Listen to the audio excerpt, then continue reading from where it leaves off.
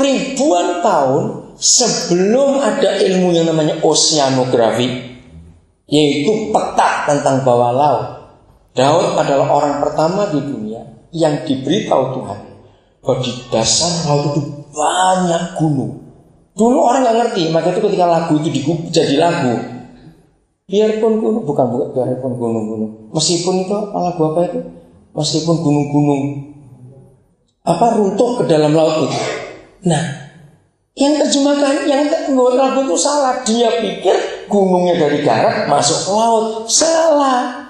Memang ayatnya gunung-gunung dalam laut itu goncang. Dan itu ribuan tahun yang lalu sudah diberitahu oleh Daud, ada gunung-gunung di dasar laut. Apalagi bicara soal astronomi, Alkitab juga kitab ayat 28 bisa bicara soal perbintangan. Oke, semuanya bisa dibahas dan ini adalah jawaban. Maka itu gereja harus membongkar ini karena ini masih berupa rahasia. Salah satu contoh lagi, kalau saudara baca kitab Daniel pasal 12, hebat. Ketika Tuhan berkata, Daniel meteraikan kitab ini dan kamu pulang, artinya mati. Nanti akhir zaman orang akan buka kitab ini. Mengapa saudara? Sebab di kitab Daniel adalah satu-satunya tulisan tentang Eropa bersatu.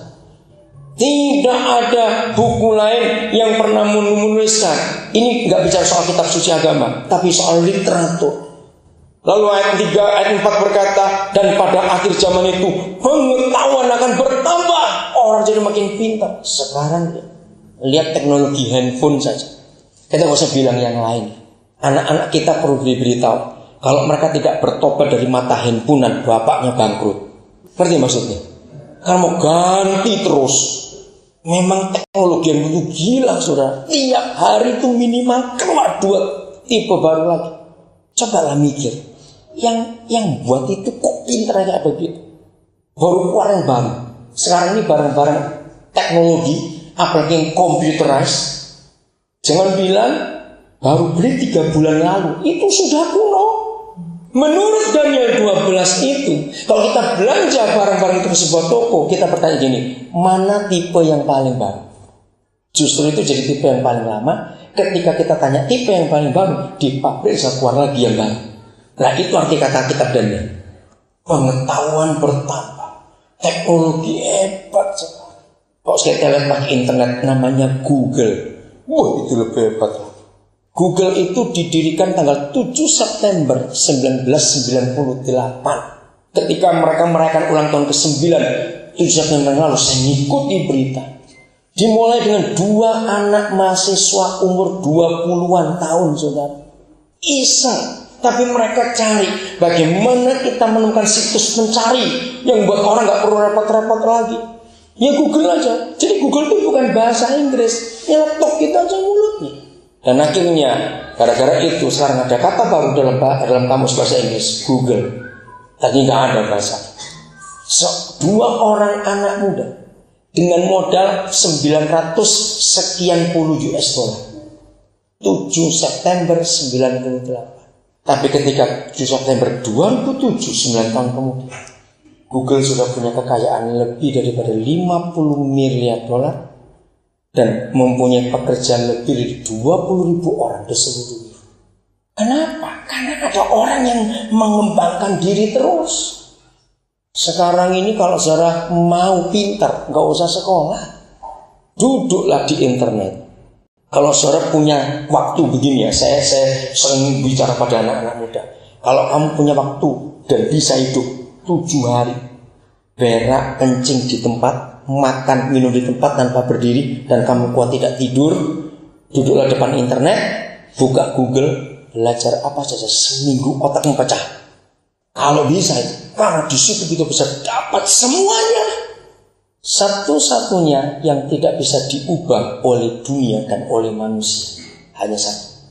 Semua kehidupan ini berubah. Pohon berubah, binatang terus berkembang, apa saja, makanan, pakaian, semuanya berkembang, teknologi lebih tinggi lagi. Hanya ada satu yang tidak pernah berubah dan tidak boleh dirubah. Namanya agama. Ya atau tidak? Satu-satunya yang tidak bisa berubah adalah agama. Maka itu ketika kekristenan terjebak dalam agama, Roh Kudus jadi mandul. Roh Kudus itu satu pribadi, inovator yang hebat sekali. Catat ayatnya, Yohanes 14 ayat 26. Dia punya tugas mengajarkan kepada kamu tentang segala sesuatu. Yohanes 14 ayat 26. Coba saya renungkan kalimat ini. Kalau Roh Kudus itu bisa mengajar kita tentang segala sesuatu, berarti nggak ada satu hal pun di dunia yang nggak bisa diajar oleh Roh Kudus. Lalu 1 Korintus 2 ayat yang ke-10 berbunyi demikian. Kepada kita, kepada gereja yang Maha Kudus, mengaruniakan Roh Kudusnya, supaya Roh itu menyelidiki segala sesuatu yang masih jadi rahasia, bahkan yang tersembunyi dalam diri Tuhan kita. Gabungkan dua ayat ini tanpa melihat ayat-ayat yang lain, maka gereja yang hidup dan berjalan bersama Roh Kudus, dia tidak akan kekurangan bahan untuk ngomong. Katakan amin. Dua ayat itu kita pakai untuk itu. Agama tidak bisa berubah dan tidak bisa diubah. Maka itu perang yang tidak pernah berhenti sampai hari ini adalah perang agama. Berarti agama itu sebuah kebodohan dan pembodohan. Karena nggak boleh bergerak, tidak boleh berubah, statis sepanjang zaman. Maka itu ketika Kristen terjebak dalam agama, Roh Kudusnya mandul, mati, nggak bisa bergerak kemana-mana, dan akhirnya pelayanan gereja membosankan karena nggak ada inovasi. Sudahlah, kalau saya terlalu sulit ikuti apa yang saya katakan, lihat handphone aja dah, udah berapa bingung-bingung. Betul tidak? Itu barang itu gila buat saya berkata. Terus keluar yang baru, terus hebat sekali. Nanti 2008 kan keluar satu handphone jenis baru. Namanya apa saya lupa. Gigantis bukan? Pakai nama salah satu bintang.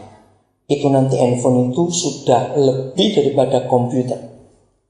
Akan keluar 2008. Jadi nanti semuanya akan kalah.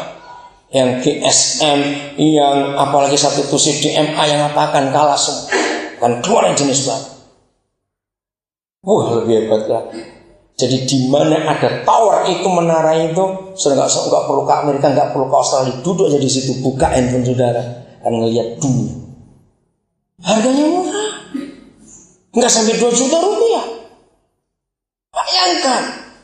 Terus gereja mau apa?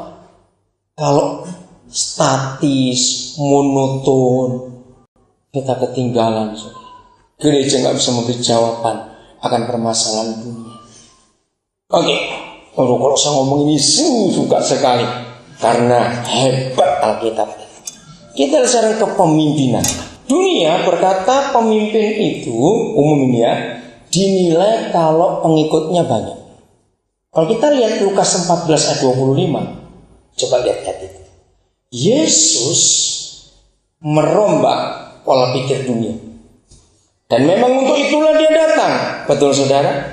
Merubah paradigma, merubah konsep pikir, merubah pola pikir. Ketika hari itu dia diikuti berapa orang? Baca 25, diikuti berapa orang dia? Banyak orang. Malah dia berbalik. Kalau saya pakai kata kasar, ngapain kamu ikut aku banyak-banyak? Aku gak perlu banyak orang, aku perlu sedikit saja. Itu arti 25 dan seterusnya. Lalu apa kriteria pemimpin bagi Alkitab? 2 Timotius 2 ayat 2. Itulah pemimpin yang berhasil. Jadi pemimpin menurut pola Alkitab itu tidak dilihat berapa orang yang ikut kamu, tapi ditulis oleh Alkitab berapa orang yang kau cetak jadi pemimpin lagi selama kamu hidup. Dan inilah namanya multiplikasi. Catat. Saya ulangi lagi, pemimpin bagi Tuhan itu nggak perlu banyak orang, sedikit, solid, kuat, dan bisa memimpin orang. Jadi pemimpin yang berhasil itu bukan berapa orang yang ikut dia, tapi berapa orang yang bisa dia cetak lagi jadi pemimpin. Dan minimal harus seperti dia.